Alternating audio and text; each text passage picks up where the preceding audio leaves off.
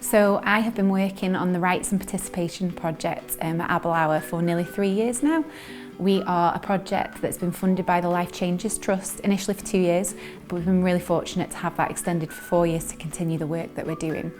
So the focus of the Rights and Participation project is to look at the experience of young people aged 14 to 26 who have an experience of care and a disability. We're focused on how their rights are being met and what participation looks like for them, how active they are in decision-making processes and having ownership over their lives. The Rights and Participation project was really important to us at this service to basically support the work that we were doing and to empower young people to acknowledge that they do actually have rights, they have choices. We do care about the young people, but sometimes we cannot overlook that people are the experts in their own experiences, in their own life, and they have a right to be the hero in their own stories. Robert lives in our house here, which is a residential house, and he shares that with 4 other young people. So this is their home. And what we noticed with Robert was his anxiety levels started coming down. We felt that was in relation to he was beginning to realise that he did have choices in his life. So well, yeah, I have been involved in it for 3 years now, right? 3 years now, so I've been doing that.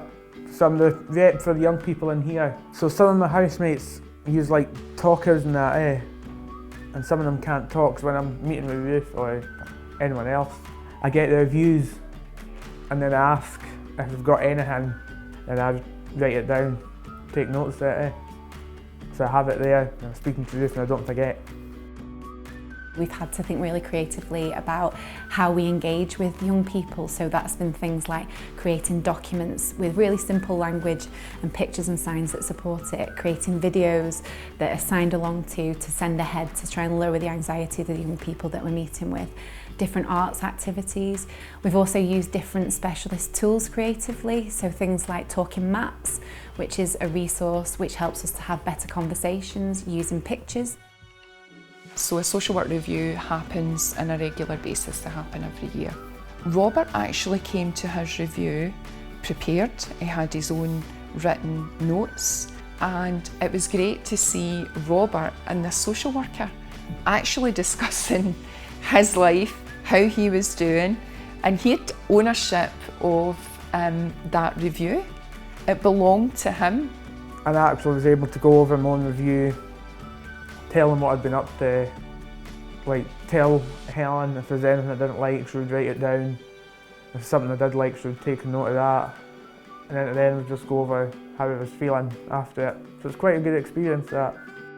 Our key findings from the project are that we need better and more creative and consistent advocacy for children and young people that are experiencing care and have a disability. That young people with learning disability are more involved in their transitional planning. And our other key finding is around care planning, that young people are more aware of their rights and that they're more able to contribute proactively to how they want to be cared for and looked after. If you'd have told me a couple of years ago that one of your young people would be asking questions directly to a politician, you know, I'd probably have had to kind of take a step back. Because the Scottish elections were 2 weeks ago now, and I actually got to put forward what I wanted to ask the MSPs, and I'm hoping that they've listened to me. I hope that the voices of young people in Scotland have been heard, that the young people that with learning disabilities, I hope their voices have been heard and listened to. Key learnings for us is looking at rights and participation not as an add-on feature, but actually to be a living, breathing part of the work that we do day in, day out.